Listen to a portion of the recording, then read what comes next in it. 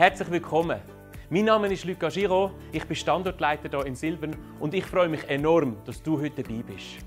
Hey, es ist der Wunsch von uns als ganzer Kirche, dass du durch diese Message heute ermutigt wirst und Gott besser kennenlernen kannst.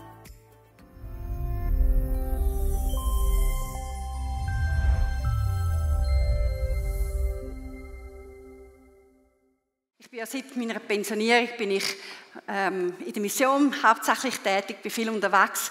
Und über Pfingsten bin ich mit dem Werner Kniesel in Georgien gewesen, wo wir ein Gemeindegebäude eingeweiht haben, wo wir als Gemeinde hauptsächlich auch finanziert haben. Und da seht ihr auf dem ersten Bild das Stück Land, das sie vor 12 Jahren haben können günstig erwerben. Ich muss das vielleicht noch kurz so sagen, das ist im Westgeorgien. 70% der Leute sind arbeitslos dort. Die einen Job haben, das Durchschnittseinkommen ist 600 € im Monat. Ihr könnt euch vorstellen, wie kann man da ein Gebäude erstellen, wenn einfach nichts da ist. Aber wir haben ihnen dann geholfen, eine Maschine zu kaufen. Das sehen wir auf dem nächsten Bild, wo sie selber haben können Ziegelsteine herstellen. Und sie sind sehr, sehr fleissig. Sie haben viel Ziegelsteine hergestellt, haben zum Teil auch mehr gemacht, wie für das eigene Gebäude, zum Verkaufen. Dadurch haben sie ein kleines Einkommen gehabt. Und dann durch Covid hat sich alles ein bisschen verzögert, aber durch unsere Finanzen haben sie dann im 21. anfangen, haben sie das Fundament können legen. Da sehen wir das. Und schon bald haben sie dann auch die Mauern aufziehen auf dem nächsten Bild. Und auf dem nächsten Bild sehen wir dann den Gottesdienstraum. Da rein werden wir Gottesdienst stattfinden in Georgien. Es hat natürlich ein Dach gebraucht. Es ist dann auch drauf gekommen. Und das Gebäude hat von außen so ausgesehen, wie ihr es jetzt auf dem Bild seht. Das letzte Mal, als ich da war, habe ich selber gefüttert. Und jetzt, wo wir ab Pfingsten gekommen sind, der Werner und ich, hat das Gebäude ist fertig gewesen. Wunderschön. Wir freuen uns riesig. Und auf dem nächsten Bild sehen wir jetzt den schönen Gottesdienstsaal, den sie haben. Sie haben es wirklich wunderschön gemacht. Und wir hatten dann eine Pastorenkonferenz am Pfingstsamstag. Da sind Pastoren gekommen von überall her. Und der Werner hat einen wunderbaren Dienst da. Er wird dort heiß geliebt. Ich kann es nicht anders sagen. Er ist geschätzt, er hat so viel investiert auch in das Land, in die Pastoren. Und einige Pastoren sind gekommen von Tiflis. Das 3 Stunden anfahren und am Abend wieder 3 Stunden zurück. Und der Mann, den ihr seht, der dritte, muss ich gerade schauen, von links mit dem blauen Jacket, das ist der Bischof Bischof Oleg. Er ist der Hauptleiter der Pfingstbewegung in Georgien. Und der Mann mit dem weißen Hemd, das ist der Pastor Roman, das ist unsere Kontaktperson. Wunderbare Menschen. Und dann auf dem nächsten Bild sehen wir noch ein paar Frauen, die haben sich einfach riesig gefreut, die lachenden Gesichter, dass wir gekommen sind, dass wir sie nicht vergessen haben. Das ist für sie einfach so toll. Und ich möchte euch jetzt noch einen Einblick zeigen, wie das aussieht am Sonntag im Gottesdienst. Ihr merkt, es hat nicht viele junge Leute dabei, weil das Problem ist, die jungen Leute finden keine Arbeit, gehen alle ins Ausland. Schon jede 4. Georgien ist im Ausland, weil einfach die Situation im eigenen Land ist so desolat. Aber jetzt seht ihr den Videoclip vom Sonntag-Gottesdienst.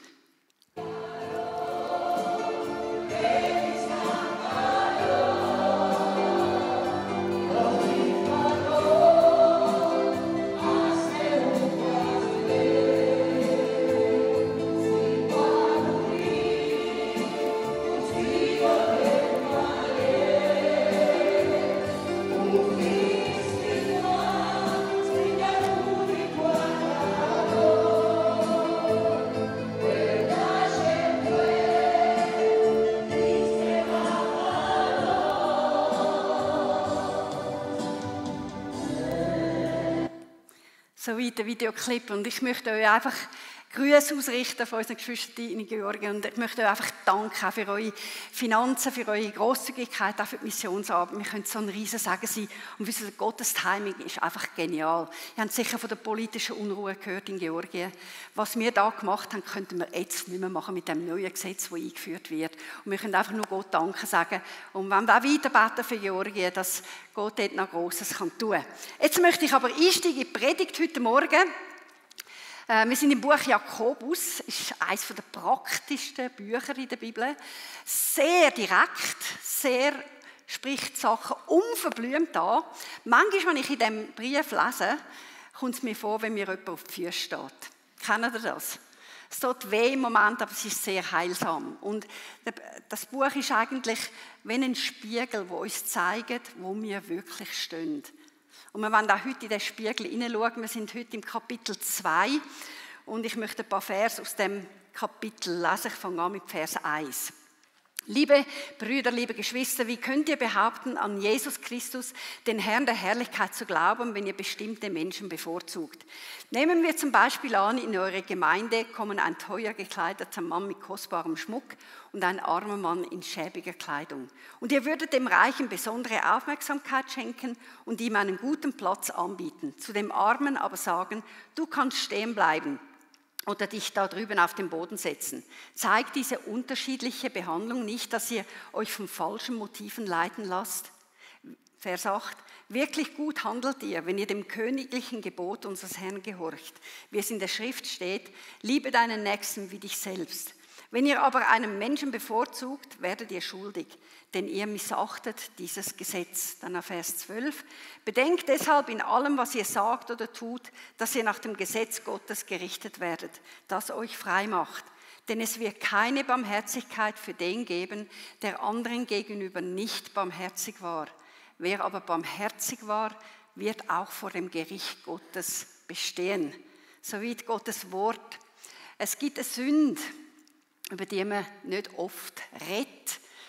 Und doch findet man sie überall und sie ist weit verbreitet. Die Bibel nennt das die Sünde von der Bevorzugung oder von der Parteilichkeit. Oder man könnte sagen, die Sünde von der Diskriminierung oder vom Urteilen. Wir nennen es heute Morgen in dieser Predigt die Sünde von der Vorurteil. Und der Jakobus konfrontiert das Problem so richtig frontal, gerade im ersten Vers, wo er sagt, liebe Geschwister, wie könnt ihr behaupten, an Jesus Christus, den Herrn der Herrlichkeit, zu glauben, wenn ihr bestimmte Menschen bevorzugt? In anderen Worten sagt er, wenn du sagst, du glaubst an Jesus und du hast Vorurteile, das geht nicht. Also sehr direkt, wenn er das da sagt. Nun, was sind überhaupt Vorurteile? Ich möchte das heute Morgen illustrieren mit dieser Flasche.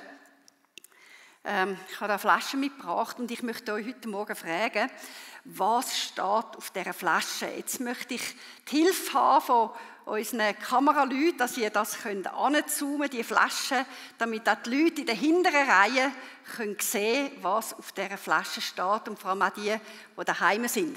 Sind wir schon so weit? Gut. Was steht auf dieser Flasche? Wirklich? Also bei mir steht nur 150 CL. Und dann kann ich noch lesen, Ramsayer. Und alles andere ist viel zu klein geschrieben zum Lesen. Ich sehe nicht, was ihr seht. Aber wir schauen doch die gleichen Flaschen an, oder? Wirklich, steht wirklich Elmer drauf. Ich habe das nicht gesehen. Ausser, ich nehme mir die Zeit und schaue die Flasche aus eurer Perspektive an. Könnt ihr mir folgen? Wenn wir uns die Zeit nicht nehmen, eine Situation von allen Seiten anzuschauen, können sehr, sehr schnell Vorurteile entstehen. Ich könnte jetzt sagen, ihr seid Lügner. Ihr lügt mich an, ihr sagt etwas, das ich nicht sehen kann. Und schon habe ich ein Vorurteil euch gegenüber. Seht ihr, wie schnell das passieren kann? Nun, das Wort Vorurteil, in dem Wort steckt zwei Worte. Das Wort vor, das ist eine Vorsilbe, und das Wort Urteil, das ist so viel wie eine Verurteilung in einem Gerichtsfall oder wo man ins Gefängnis gesteckt wird oder zu einer Buße verurteilt wird. Eine Vorverurteilung heisst somit, es ist ein Urteil, das viel zu früh, viel zu schnell und ohne, dass man alle Fakten kennt, getroffen wird. Ich bin so froh, dass unsere Justiz, unser Gerichtswesen erst dann ein Urteil trifft, wenn es alle Fakten kennt. Wissen, wir haben nämlich festgestellt, wir Menschen neigen dazu, uns in den ersten 30 Sekunden, in denen wir jemanden zum ersten Mal sehen, unser Urteil zu bilden. In den ersten 30 Sekunden.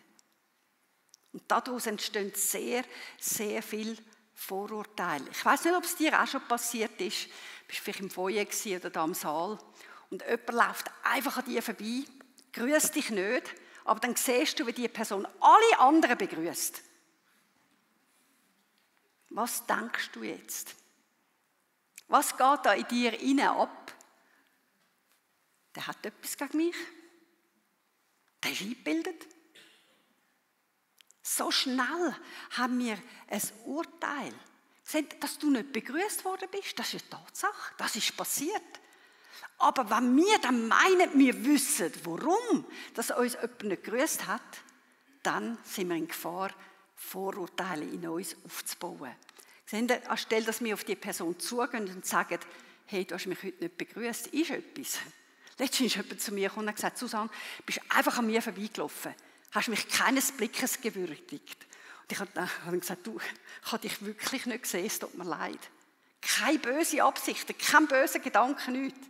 Aber so schnell haben wir Vorurteile. Wenn wir uns anmassen, Motiv vom Handeln der anderen Menschen zu kennen, dann enden wir in Vorurteilen diesen Menschen gegenüber. Und Vorurteile, sie beruhen sehr häufig auf einer Fehleinschätzung und führen dann zu findlichen Gefühlen, zu Abneigung, zu Hass. Ich weiss von einer Person bei uns im Bucheck, hat gesagt, gewisse Leute begrüßen mich nie. Und die Person hat sich so da drin verheddert, dass sie schlussendlich gesagt hat, die ganze Gemeinde ist gegen mich und ist zur Gemeinde ausgegangen. So schlimm können Vorurteile enden. Vorurteile sind immer schädlich und sie schaden vor allem auch uns selber. Ich möchte euch noch ein Beispiel geben. Das haben ihr sicher auch schon erlebt. Wir waren am Posten in einem Laden, vielleicht viele Leute gehabt. Und da ist die Mutter mit 3 Kindern.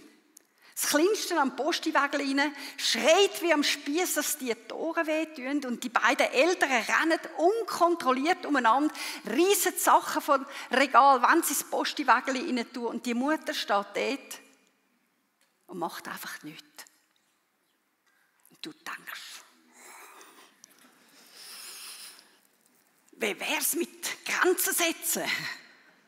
Wie wär's mit Erziehung? So schnell können wir über so eine Mutter urteilen.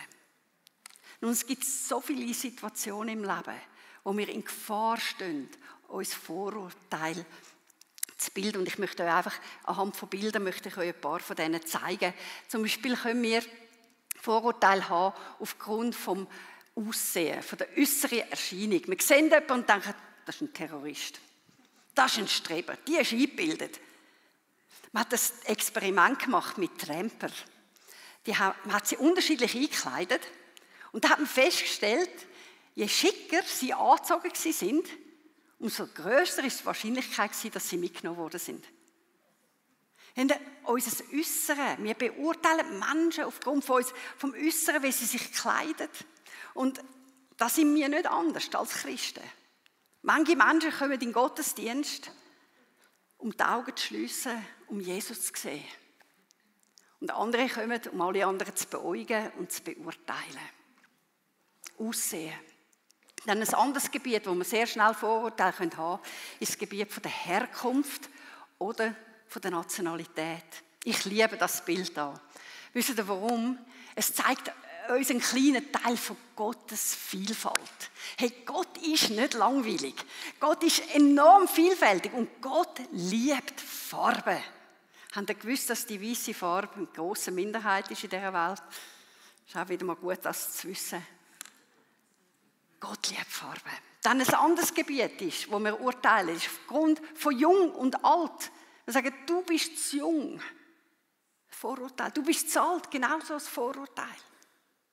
Oder ein anderes Gebiet ist aufgrund von der Stellung im Leben, aufgrund von der Leistung, die man erbringen konnte. Ja, du bist Professor, ich habe nichts gelernt. Und schon hat man Vorurteile. Aber das Gebiet, wo der häufigste Grund ist für Vorurteile, das sind der wirtschaftliche Status, kann man sagen, Reichtum und Armut. Wir beurteilen Menschen nach ihrem Reichtum. Wir bewundern Menschen, die mehr Geld haben wie wir, die vielleicht mehr verdienen und schmeicheln ihnen in der Hoffnung, vielleicht können wir ja auch ein bisschen davon profitieren. Und zur gleichen Zeit verachten wir die weniger verdienen, die vielleicht nichts haben. Und das ist genau die Situation, die der Jakobus da im Kapitel 2 beschreibt. Er hätte irgendeine andere Situation nehmen können, weil jede Art von Bevorzugung ist falsch. Wir haben da gelesen, in den Versen 2 bis 4 steht, dass da sind 2 fremde Männer gekommen im Gottesdienst. Wir wissen, dass sie fremd waren. Wissen Sie warum? Sie haben nicht gewusst, wo sie sitzen. Und der eine, der hat nur so seinen Reichtum dargestellt, eine teure Kleidung angehabt, wahrscheinlich so Gucci, Armani, Versace, wie sie alle heissen. Und das heisst, er hat wertvollen Schmuck angehabt. Und das Wort im Griechischen, im Urtext, heisst eigentlich goldene Finger. Man hat nämlich zur Zeit vom Neuen Testament hat man goldige Ringe können mieten, um zu beweisen, wie wohlhabend das man ist. Und der Mann hat wahrscheinlich alle Finger voll goldige Ringe gehabt. Und interessant ist, der Jakobus kritisiert den Mann nicht dafür, dass er reich ist. Es ist nichts falsch dabei, wenn man reich ist. Aber er kritisiert die Gläubigen. Und wisst ihr, der Brief ist an Gläubige geschrieben, an uns. Nicht an irgendwelche Menschen. Menschen, die wirklich ihr Leben Jesus hingegeben haben. Er kritisiert sie dafür, dass sie ihn bevorzugen, ihm besondere Aufmerksamkeit schenken, weil da ist auch noch ein anderer Mann gekommen. In schäbiger Kleidung. Hat wahrscheinlich nichts gehabt, hat Löcher in seinen Jeans gehabt, aber hat nicht dafür gezahlt. Hat wahrscheinlich keine Schuhe angehabt. Seine Haare wahrscheinlich ungepflegt, hat auch nicht so gut geschmückt. Und jetzt hat die Person vom Begrüßungsteam eine Entscheidung treffen, wo soll ich die beiden ansetzen im Saal? Und sie hat dann den reichen Mann vorne gesetzt und gesagt, schauen Sie, da haben wir bequeme Stühle, wahrscheinlich Ledersessel. Jeder soll sehen, dass Sie da sind, wir wollen uns um ihr Wohl kümmern. Aber zum armen Mann hat sie gesagt, dort drüben, dort hat es eine Ecke, dort kannst du hingehen oder kannst dich am Boden setzen. Da wieder der griechische Urtext heisst, unter meinem Fußschemel. Das ist so etwa die ultimative Erniedrigung. Er hat ihn absolut rücksichtslos behandelt und ist dem Mann gegenüber voller Vorurteil gewesen. Jetzt, was ist das Problem von der Vorurteil? Was ist das Problem? Ich finde 2 Sachen in diesem Text. Das erste ist, Vorurteile sind lieblos. Im Vers 8 haben wir gelesen, wirklich gut handelt ihr, wenn ihr dem königlichen Gebot unseres Herrn gehorcht, wie es in der Schrift steht, liebe deinen Nächsten wie dich selbst. Warum wird das königliche Gebot genannt? Ganz einfach deshalb, weil es das höchste Gebot ist. Weil alle anderen Gebote in diesem Gebot erfüllt sind. Die Bibel sagt es im Galater 5,14, das ganze Gesetz ist in einem Satz zusammengefasst. Liebe deinen Nächsten wie dich selbst. Und wisst ihr, das Gebot, das muss unsere zwischenmenschlichen Beziehungen bestimmen können. Liebe deinen Nächsten wie dich selbst. Wenn wir Menschen bevorzugen, wenn wir ihnen gegenüber Vorurteile hegen, dann missachten wir das königliche Gebot. Dann handeln wir lieblos. Jesus hat einmal gesagt in Johannes 15,12, und so lautet mein Gebot, liebt einander. Aber er hat noch etwas dazu gesagt. Er hat nicht nur gesagt, liebt einander, sondern liebt einander, wie ich euch geliebt habe. Wie liebt uns Jesus? Jesus liebt uns absolut bedingungslos. Egal, ob du jung bist oder alt. Egal, ob du arm bist oder reich. Egal, ob du gut aussiehst oder ein bisschen weniger. Egal, ob du gebildet bist oder nicht. Egal, ob du, woher das du kommst, egal, was für eine Hautfarbe das du hast. Jesus liebt uns bedingungslos. Und er sagt, wir sollen einander so lieben, wie er uns geliebt hat. Seht ihr, darum fängt Vorurteil an. Das Problem der Vorurteile ist, dass wir einen Mangel an Liebe haben. Dass uns an Liebe mangelt. Dann das zweite Problem, das wir sehen bei Vorurteilen, ist eine ernstzunehmende Sünde. Sie verstoßen gegen Gottes Gesetz. Wir leben in einer Welt, wo die Reichen, die Starken, die Schönen, die erfolgreich sind, dort sie bevorzugen, dort sie verehren, und zur gleichen Zeit wird in dieser Welt die Armen verachtet. Und so eine Unterscheidung ist nicht nur lieblos, sondern auch eine Sünde. Menschen unterschiedlich zu behandeln, ist nicht so, ja, sagen wir mal so kleine Übertretung oder so eine Bagatelle. Gott schaut da mit einem Augenzwinkern drüber hinweg. Nein, im Vers 9 sagt der Jakobus: Wenn ihr aber einen Menschen bevorzugt, werdet ihr schuldig, denn ihr missachtet das Gesetz.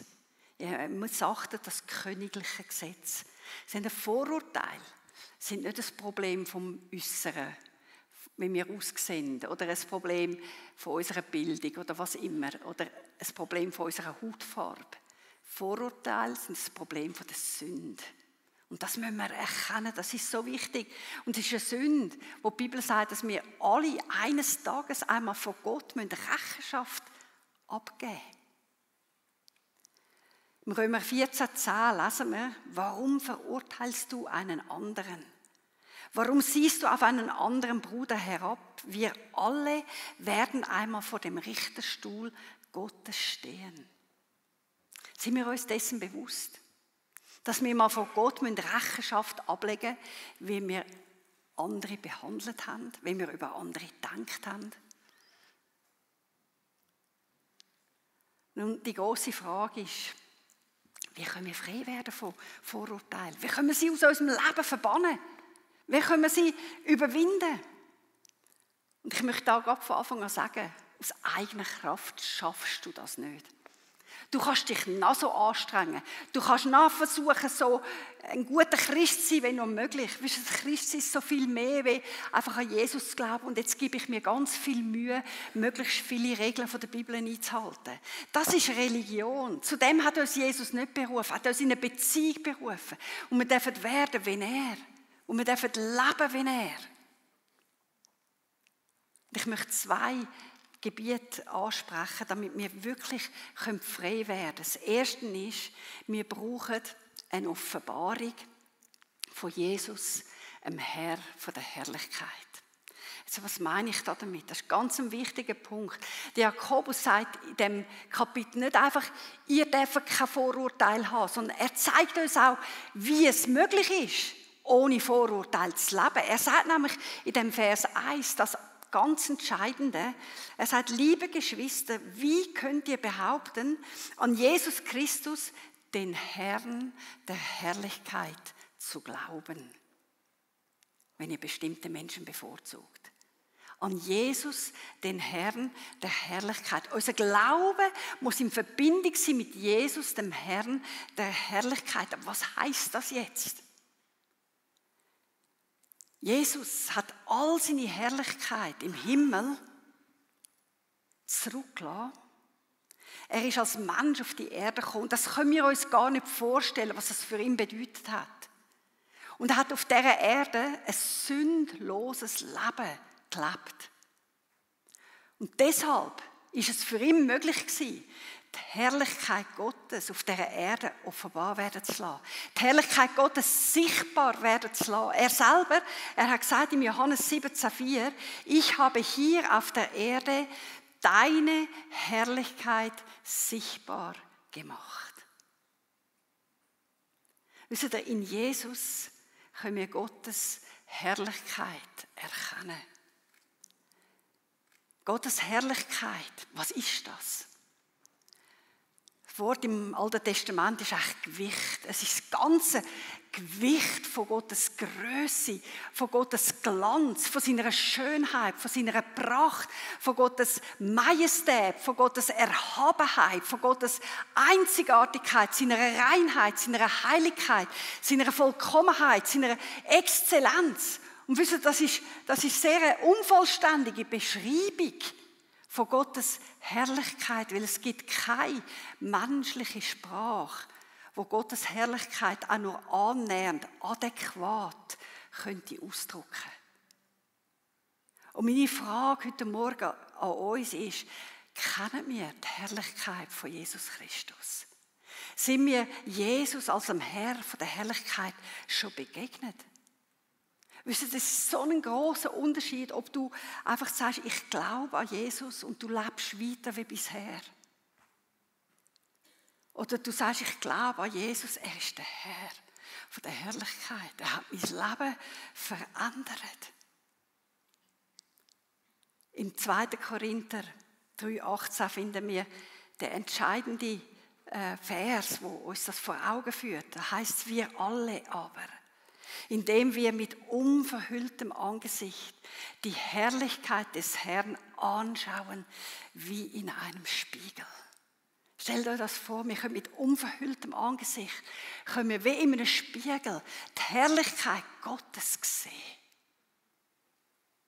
Das hat Gott für uns möglich gemacht, dass wir die Herrlichkeit Gottes sehen können. Und wenn das passiert, wenn wir Jesus als der Herr von der Herrlichkeit sehen, dann passiert das Entscheidende, weil es heißt in dem Vers nachher auch noch, dann werden wir verwandelt in dasselbe Bild von Herrlichkeit zu Herrlichkeit. Dann wird unser ganzes Wesen, kann man sagen, so umgestaltet, dass wir Jesus ähnlich werden. Jesus, der nie Vorurteil hat anderen Menschen gegenüber. Wenn wir die Herrlichkeit Gottes sehen können, dann passiert etwas in uns inne. Wir werden verändert. Wir werden befreit von unserem menschlichen Denken. Wir kommen ein neues Denken über. Wir kommen eine neue Sicht über. Wir können Menschen sehen, wie Gott sie sieht. Können sie lieben, wie Gott sie liebt. Wisst ihr, es fällt uns so viel einfacher, über Menschen zu urteilen, wie sie bedingungslos zu lieben. Aber wenn wir Jesus sehen und er in uns die Veränderung bewirkt, dass wir ihm ähnlicher werden, werden wir frei können sein von Vorurteilen. Darum ist es so wichtig, dass wir tagtäglich uns Zeit nehmen und in den Spiegel schauen. Von Gottes Herrlichkeit. Und wir können Jesus erkennen, wer er wirklich ist. Seine Liebe, seine Barmherzigkeit, alles, was er ist, kann verwandelt werden, indem wir ihn sehen. Weil dann haben wir nur noch einen Wunsch. Ich will so leben, dass Jesus verherrlicht wird. Dass er geehrt wird. Und zwar nicht nur am Sonntag im Gottesdienst, sondern jeden Tag. Und vor allem im Verhalten anderen Menschen gegenüber. Ich will mich anderen Menschen so verhalten, dass Jesus geehrt wird. Die Bibel nennt das auch Leben in der Ehrfurcht vor Gott. Und wir lesen in den Sprüchen 16, Vers 6, wer Ehrfurcht vor dem Herrn hat, der meidet das Böse. Darf ich so sagen, Vorurteile sind böse. Lieblos sind Sünde. Aber wenn wir Gott ehren, wenn wir Gott sehen, seine Herrlichkeit, wer er ist, werden wir das Böse meiden. Wenn wir gar nicht in der Nähe vom Bösen sein. Das Zweite, was es braucht, damit wir frei werden von Vorurteilen, ist, indem wir barmherzig werden. Und wir haben gelesen im Vers 13, denn es wird keine Barmherzigkeit für den geben, der anderen gegenüber nicht barmherzig war. Eben, Jakobus sagt einfach Sachen so direkt, unverblümt. Wer aber barmherzig war, wird auch vor dem Gericht Gottes bestehen. Nun, was heisst es, barmherzig sein? Ich möchte es so formulieren. Es bedeutet, dass wir lernen, Menschen so anzunehmen, wie Christus uns angenommen hat. Wie hat Christus uns angenommen? Römer 15,7 heißt, nehmt einander an, so wie Christus euch angenommen hat. Auf diese Weise wird Gott geehrt. Seht ihr, das Beispiel, das wir alle kennen, von dieser Frau, die Ehebruch begangen hat und dann zu Jesus gebracht worden ist. Und wir wissen, nach dem Gesetz hätte sie gesteinigt werden. Jesus hat die Sünderin angenommen. Ohne, dass er ihre Sünde gut geheissen hat. Und da haben wir ein Problem. Wir haben Angst, Menschen so anzunehmen, wie sie sind, weil wir denken, dass wir damit ihren Lebensstil oder ihre Sünde gutheissen. Aber Annahme und Gutheissung sind zwei total verschiedene Sachen. Und die dürfen wir nicht verwechseln und nicht vermischen. Und Jesus hat die Frau angenommen, aber hat nicht ihre Sünde gut geheissen. Weil, wo er gesagt hat, ja, hat dich niemand verurteilt. Da sagt Jesus, ich verurteile dich auch nicht, ich nehme dich an. Aber jetzt, von heute an, sündige hinfort nicht mehr. Ganz deutlich. Ich möchte nochmal zu dieser Mutter mit 3 Kindern zurückkommen. Wir haben diese Szene beobachtet, in diesem Laden. Aber wenn wir ehrlich sind, wir wissen nichts über diese Mutter.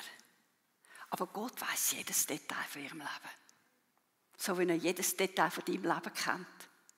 Er weiss zum Beispiel, dass die Mutter von ihrer eigenen Mutter verlassen worden ist, als sie erst 2-jährig war. Gott weiss auch, dass sie bei ihrem Vater aufgewachsen ist, wo sie missbraucht hat. Und Gott weiss auch, dass sie jetzt eine alleinerziehende Mutter ist, mit 3 Kindern, 2 Jobs hat, um sich über Wasser zu halten. Und dann auch irgendwie muss posten gehen und immer einen riesen Kampf hat, bis all die Kinder im Auto sind und angeschnallt. Einige können das sicher mitempfinden. Und dann in dem Laden mit dem Wenigen, wo ihr zur Verfügung steht, die Lebensmittel kann posten, die sie sich leisten kann. Gott weiß das alles. Er sieht das, er liebt sie, er nimmt sie an. Aber wir ärgern uns, dass sie ihr Kind schreien lässt. Wir verurteilen sie, wir denken vielleicht, was für eine schlechte Mutter.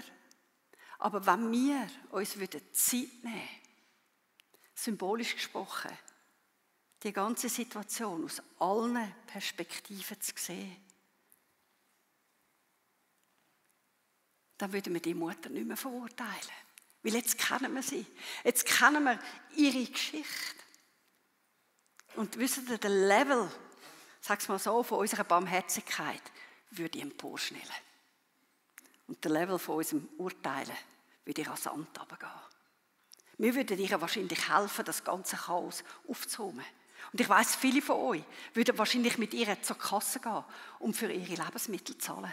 Und sie gerade auch noch in Kleingruppen einladen oder in Gottesdienst oder sonst ein Treffen, das ihr habt, weil ihr wisst, wirkliche Hilfe kann ihr nur Jesus geben. So wie wir die Hilfe haben dürfen erleben. Barmherzig sein, echte Liebe begegnet Menschen mit Barmherzigkeit und nicht mit Vorurteil. Wie schnell haben wir Vorurteile Menschen gegenüber? Es passiert so schnell, manchmal völlig auch unbewusst, aber wie anders würde es aussehen, wenn wir tagtäglich in den Spiegel von Gottes Herrlichkeit schauen würden. Und Jesus immer ähnlicher werden. So könnten reagieren, wie er reagiert. So könnten Menschen annehmen, wie er uns angenommen hat. So könnten Menschen lieben, wie er uns liebt. Absolut bedingungslos. Ich möchte zum Abschluss kommen. Und ich möchte dich fragen, heute, in welchen Spiegel schaust du? Schaust du in den Spiegel von dieser Welt? Wisst ihr, das, was wir anschauen, das prägt unser Leben.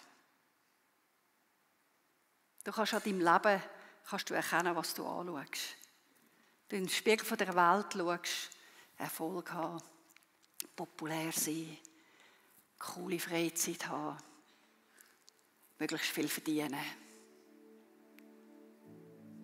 Oder schaust du im Spiegel immer nur dich selber an?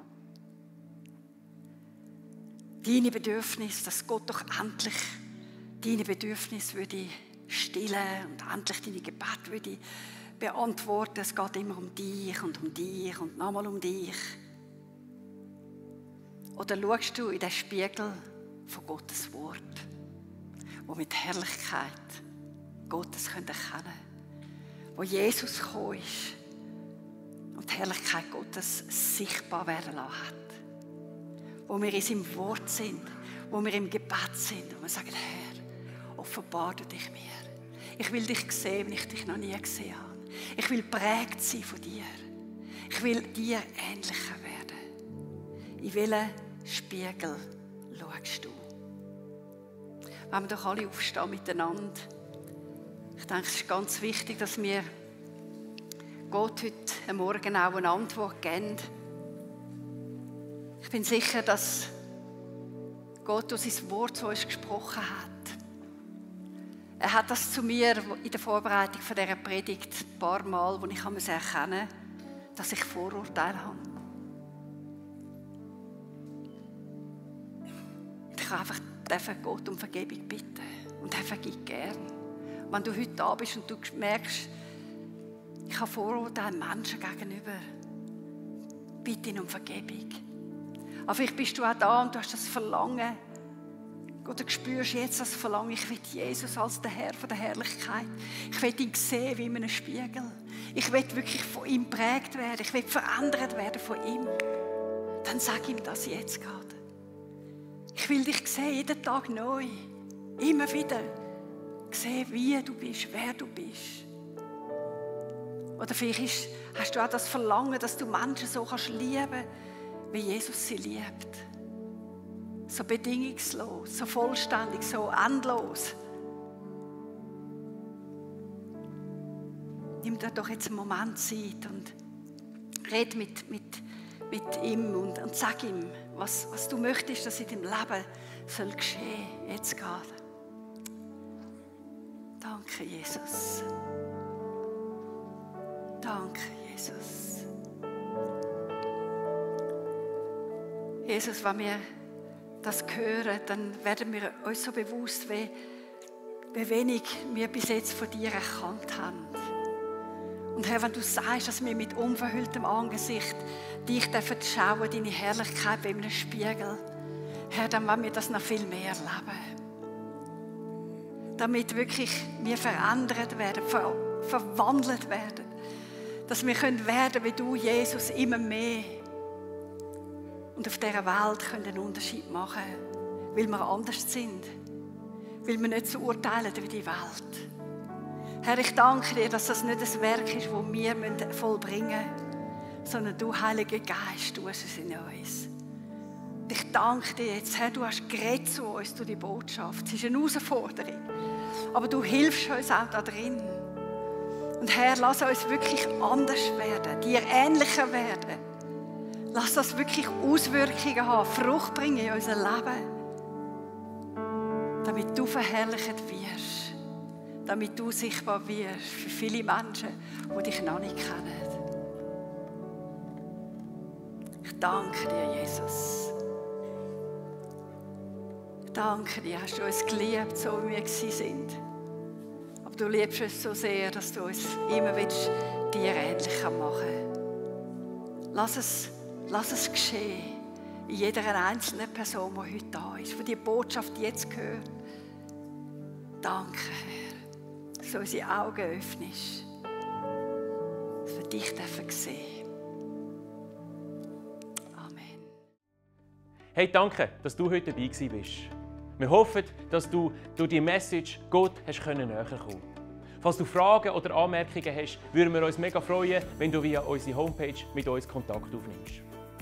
Falls die Messages für dich ein Segen sind, würden wir uns über deine Unterstützung freuen. Auch mit deiner Spende kannst du es möglich machen, dass wir das tun, was wir tun.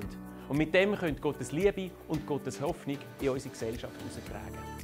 Du kannst das ganz einfach machen mit einem SMS an die Nummer 488 mit dem Keyword Silbern und einem Betrag. Natürlich gibt es auch noch andere Möglichkeiten, die findest du bei uns auf der Homepage unter www.silbern.church/spenden. Hey, wir wünschen dir Gottes Power und Segen.